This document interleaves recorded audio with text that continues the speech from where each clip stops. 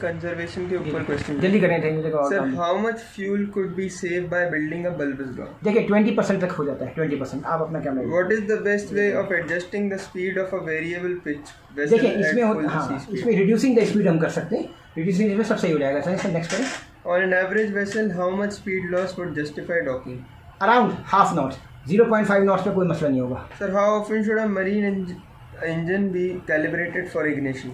इसमें है आपका ट्वाइस ईयर में कोई मसला नहीं होता। ठीक है sir. What is most likely the problem if the engine is vibrating at low speed? Shaft problem होता है, शाफ्ट का। ठीक है ना। What is the advantage of converting to heavy fuel? It's a price का मसला हो जाता है। ठीक है ना। थोड़ा जोर से आवाज़ से करें ताकि समझ में आए मुझे समझ। Sir, how much fuel could be save by building a bulbous drum? 20% save कर लेते हैं। फिर बार सवाल मत करें कि sir, on a vessel fitted with a variable pitch propeller which of the following would save the most energy? देखिए इसमें क्या होता है, सीपीपी या वेरिएबल पिच प्रोपेलर के अंदर आपका जो है हाई पिच देखें एंड स्लो आरपीएम, इससे इसका मसला होता है, इसकी वजह से एडजस्ट हो जाएगा।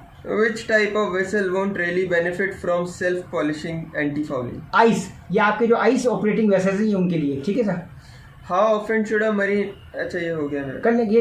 नहीं हो गया सर। कहाँ हुआ है? How often self-polishing anti-fouling need to be applied? ठीक है, इसका है एवरी, सुने मेरी बात, इसका है एवरी 24 मंथ्स, 2 साल। मगर मेरी बात सुने, एक और चीज़ बता दूं, ये जो इसमें है कि मरीन इंजन का कैलिब्रेशन ऑफ द इग्निशन है कि हमें कब करना है। How often should a marine engine calibrated for the ignition, इसका है हमें साल में 2 दफ़ा करना है। ठीक है ना। चलें ठीक है सर, मैं आपको बता देता हूँ। On an average vessel, how much speed loss would justify docking? ठीक है, इसका भी मैंने आपको बोला तकरीबन 0.5 नॉट्स। ठीक है सब। नेक्स्ट करें कर ले सर, कर लीजिए।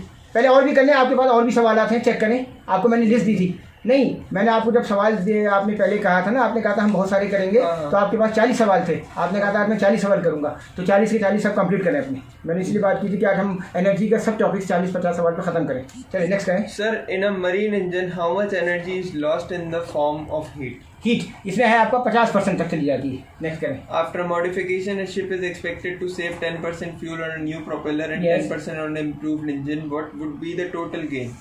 टोटल गेन 19% के करीब फ्यूल गेन हो जाता है आपका तकरीबन। नेक्स्ट करें। Which type of vessel is most fuel saving for a specific cargo? इसमें आपका है which type of vessel is most fuel saving? हाँ, देखिए बहुत सारे वेसल हैं। इसमें ये होता है कि लॉन्ग एंड आपका क्या कहते हैं पतला स्लिम वेसल टाइप की जो होते हैं छोटे, उसमें फ्यूल सेविंग ज़्यादा होती है। बड़े यूएलसीसी वगैरह उसमें थोड़ा मसला होता है, छोटे वालों में ज़्यादा फायदा हो जाता है। नेक्स्ट करें। What is the average roughness of a newly polished propeller?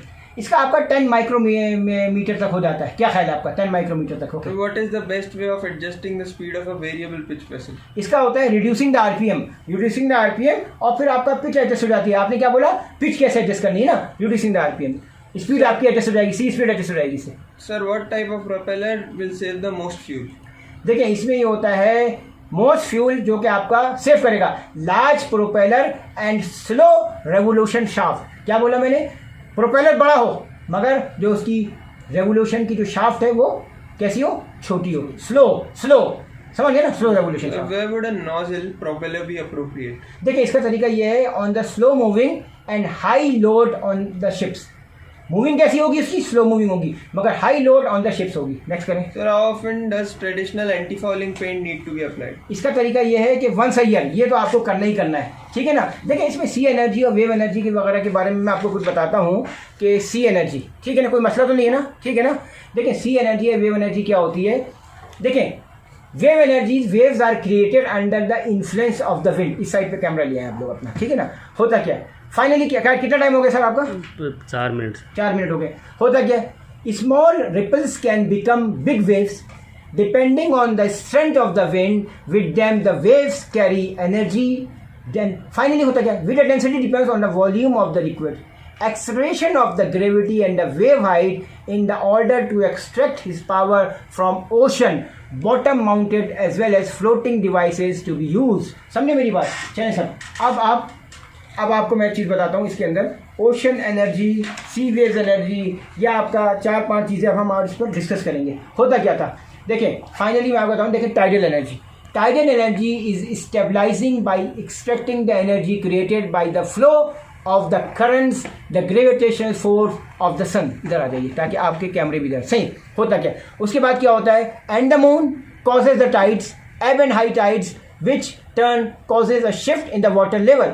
ये आ गई आपकी टाइडल एनर्जी पे। सुने मेरी बात, अब हो गया क्या, kinetic energy. Kinetic energy is the moving mass of the water, पता है कोई चीज़ है। फिर आपका पोटेंशियल एनर्जी, कोई चीज़ मख्फी है, उस चेंज होती रहती है, एनर्जी चेंज होती रहती है। मैंने आपको एग्जांपल दिया, कोई चीज़ चेंज हुई, mgh पोटेंशियल मूव किया, आपकी ये वाली हो गई। अब आपको एग्जांपल दे रहा हूँ पोटेंशियल इन नीदरलैंड्स में क्या होता है। So worldwide developments in the wave and tidal energy are in the full swing. What about Dutch companies and their investment in this type of renewable energy? क्या करती हैं?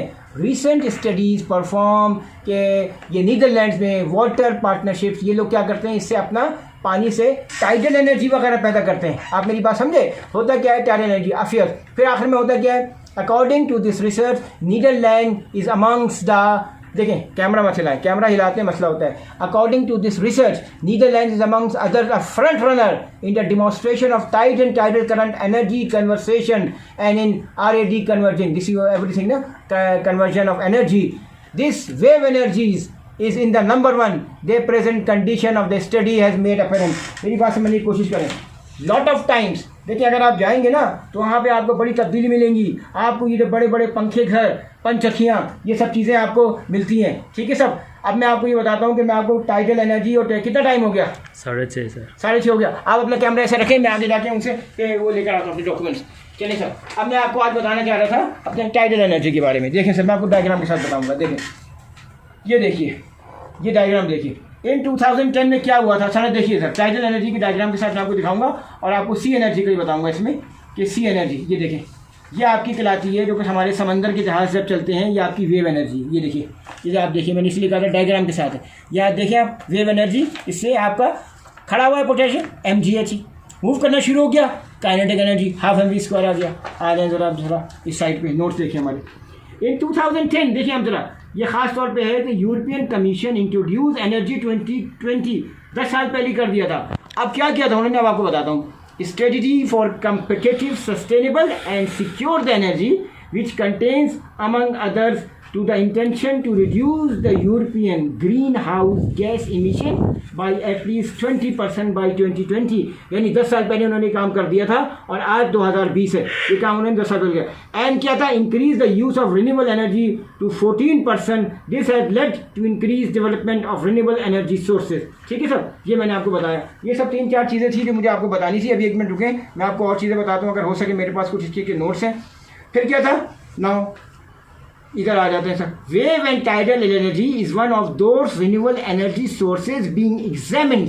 देखें sir, developed and tested and has been designated as an avenue of great potential in this same strategy.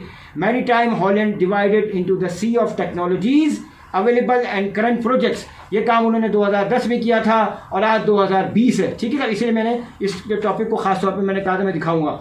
Although not everybody is optimistic, Siemens, for example, pulled out a tidal energy by divesting the part of their company involved. So, about 70% of the wave and tidal energy technology developers and development sites are located in Europe, according to the same European Commission। इसीलिए मैंने आपसे कहा था कि दुनिया के अंदर ये आपका हॉलैंड जो है ये बहुत ज़्यादा आगे चला गया था।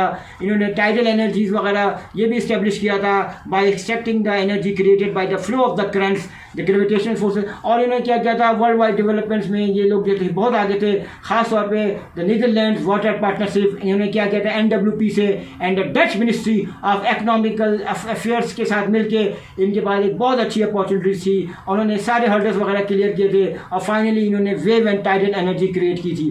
ठीक है सर, ये मैं बताया था। और इसको उन्होंने एनर्जी सोर्स को इन्होंने ख़ास नाम दिया था जिसको कहा गया था डच एनर्जी सिस्टम। ठीक है सर, फाइनली सब मैंने ये बताया था। फिर ये वेव एनर्जी का भी थोड़ा सा मैं इसको बता रहा था। इसमें क्या था, ये देखें, wave energy device was built into the coast line of the island of Islay. और फाइनली क्या था, देखिए ये कब से हुआ, इन 2010, इन 2000, देखिए 20 साल पुरानी बात बता रहा हूँ मैं। इन 2000 the world first commercial scale wave energy device was built into the coastline of the island of Islay in Scotland, which is now part of Hydro, सही है। क्या किया था इन्होंने? Installed a sure base grid, connected the wave power unit with a capacity of 500 kW। सही है sir. मैं आपको ये बता रहा था कि ये हॉलैंड यूरोपियन कमीशन, इन्होंने ये कितना टाइम हो गया सर? 10 minute sir. हाँ, ये काम इन्होंने 10-12 साल किया, सॉरी 20-20 साल पहले शुरू कर दिया था और 2020 का इन्होंने प्लान बनाया था। आज ये देखें ये लोग कितने आगे निकल गए हैं, क्योंकि इनके प्लान्स वगैरह बहुत पहले से चल रहे थे सर। Thank you sir.